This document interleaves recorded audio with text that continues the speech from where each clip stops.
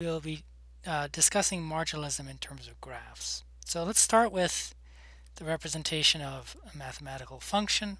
Here's a function of one variable, y equals f of x, where x is called the independent variable and y is the dependent variable.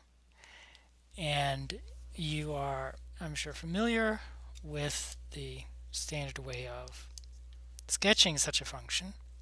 Let's start by just considering a linear function. A linear function has a representation in the xy plane of a straight line, for example this. The equation of a straight line is y equals mx plus b, and you know that b is called the y-intercept, and m is called the slope. And the term marginal is the same thing as slope. So we have an analytical representation of slope, that is this m, but we need to have a graphical interpretation of it. A line has a constant slope. The slope is the same regardless of where you measure it. For the graphical interpretation, we can take two arbitrary points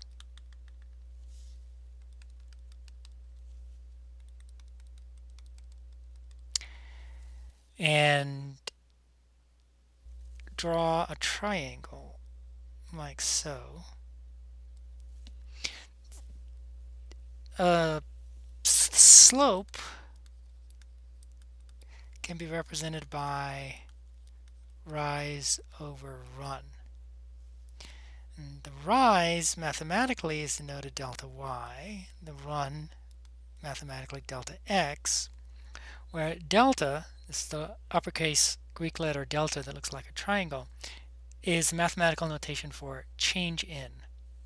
So delta y is the vertical change, delta x is the horizontal change. So the slope is delta y over delta x.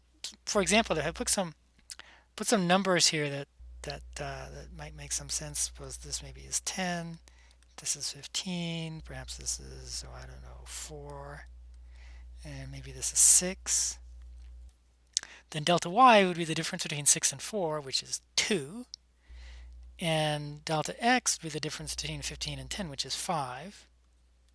And so the slope would be 2/5. And it doesn't matter which 2 points you pick on the straight line, they'll all have the same slope.